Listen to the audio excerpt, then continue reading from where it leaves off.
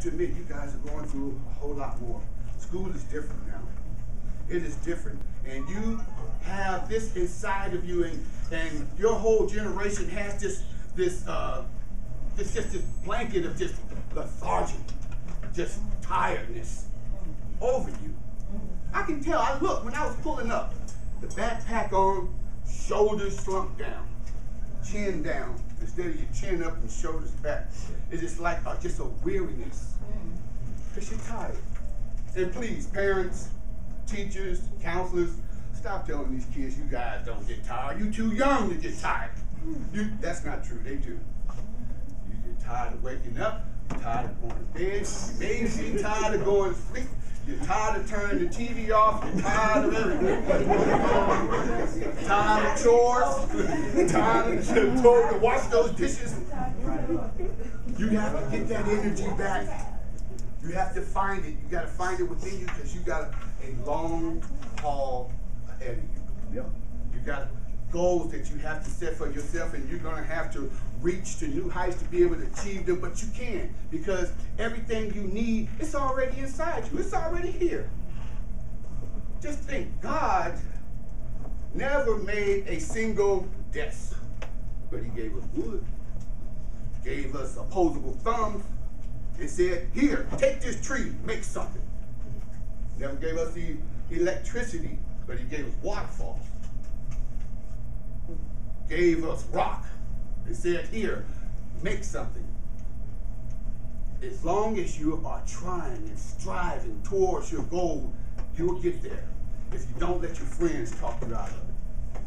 And I cannot stress that enough. Every single attempt that you have, it is all success. Count it all as joy. You know, and I look at the stone cutter whenever I get frustrated and know that I want to push through, because everyone is just one push, one big breakthrough away from greatness. And in stone cutter, what they would do is a boulder, it's just imagine, bigger than you are. They would take a hammer and with 100 blows, whack that boulder. Whack, whack, and not see any results. Boulder will still be standing there. But on that 101st blow, they would take that hammer and crack that big boulder right in half. It was split. Now, was it the last one? Was it the 101st blow that cracked that boulder? No, this is interactive. I'm asking you a question. Do you think it was the last blow that cracked the boulder? No. What do you think, UCLA? It was all of them. So every single try was successful. Every single try, every effort was towards that goal. And people might see you 10, 20 years from now at your 20-year high school reunion and say, wow, you're a big overnight success. But they don't see your struggle. They want your triumph, but they don't see your trial. You're going to go through it. And some people might consider each one of those efforts a failure, but it's not. One of my biggest stories that I like to tell is about Thomas Edison, who overcome his fear. You know, Thomas Edison created the light bulb, right? Well, after he created the light bulb, but that's a whole nother lecture. But why did he do it? What was his purpose? What was his goal? And the answer is very simple. Thomas Edison was afraid of the dark. Did you know that? That's why he made lights. And that's why he made lights. He was afraid of the dark, and he made the light bulb. And some of you right here are sitting right here with an idea in your head, and you're telling yourself, man, I am so sick of school. I just can't wait till I get to that next level. Be in the moment. Be here, right now. Okay? You are in the best place possible. The fact that you have these people who care for you come here and speak to you, that says volumes. The fact that you have people who are willing to call people to come here to speak for you, that says volumes. So I just want everybody in here to always, Live your life to the fullest. As a matter of fact, say this after me. I refuse to live a life unlived. Because I'm going to tell you the greatest resources, the greatest treasure in the world is not diamond mines. The greatest treasure in the world is not Fort Knox or some vault full with money. The greatest treasure is the cemetery. That's where all the dreams go to die. That's where everybody took their hopes to the grave with them because of fear. What would you do if you weren't afraid? I can't answer that question for you. I can't give you that answer, but what I can do is tell you that if you search inside yourself, step outside the box, even at the risk of losing some friends, then you too will be able to see what you are capable of and know that you can jump right out that jar. You can do it. And that leads me up to my poem. I would like to do a poem for you. And the name of this poem is called The Student. You said something about swagger and individuality and constantly wanting to be special. I'm telling you, you already are. Take your individuality with you and learn what these teachers are trying to tell you. Take every message that everyone has said here tonight to heart. And I hope some of you actually took some notes, because you will forget it. I'm a big fan of writing it down. So, The Student. I come dazed and stumbling through a maze called the Unified School District.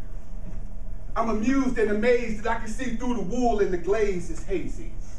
They made me write those essays on those average typical topics, told me please do not embellish with that inner city jargon. So I came clean like fiber optics. They said talk this way, do not talk that way, for your way is not proper English. But I am not your proper Englishman. But I feel what you're saying, I understand. Whereas you know nothing about me, I have studied you. I have studied your idiosyncrasies and your commercial slogans and all of your corny cliches. And yet still I sway with a swagger. I stumble and I stagger through the maze, through your labyrinth, but I can never be you and be myself too. I think back to my yesteryears when my peers and I, we teased those that carry books to classes, refusing to be part of the masses. Desperately seeking individuality, became a casualty to guidance counselors who offered no counseling and no guidance. So every morning I rose to eat a bowl of defiance.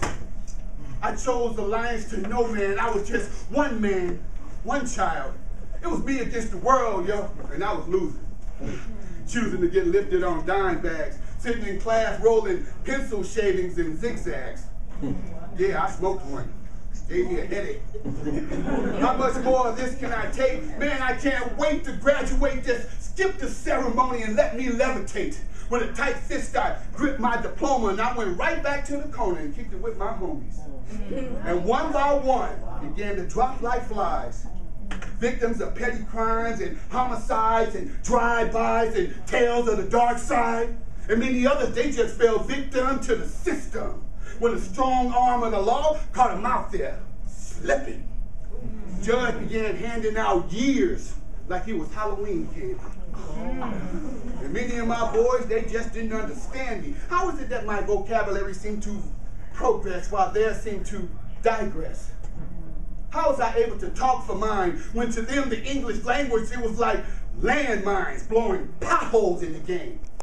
It's a shame how I became that chameleon playing the part. I was ashamed and I was afraid of being called smart. But if my boys would have paid close attention in the past, they would have noticed all the girls I had carrying my books to class.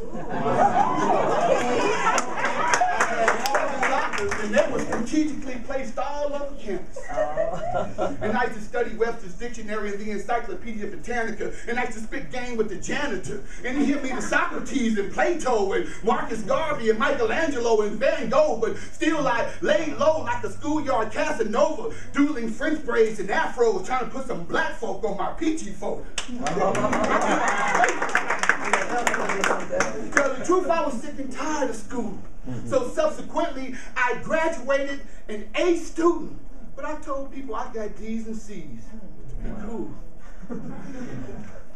And I come days and stumbling through a maze called the Unified School District. And I'm amused and amazed that I can even see through the wool and the glaze. Man, it's hazy. They made me write those essays on those average typical topics. Said, please do not embellish with that inner city jargon so I can't cling like fiber optics. They said, talk this way, do not talk that way, for your way is not proper English. But I am not your proper English, man. I feel what you're saying, though. I understand. Whereas you don't know nothing about me, I studied you.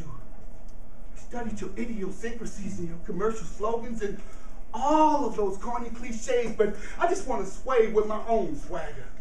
So I stumbled and I staggered through your maze, through your labyrinth. I just never can be you and be myself too, the student.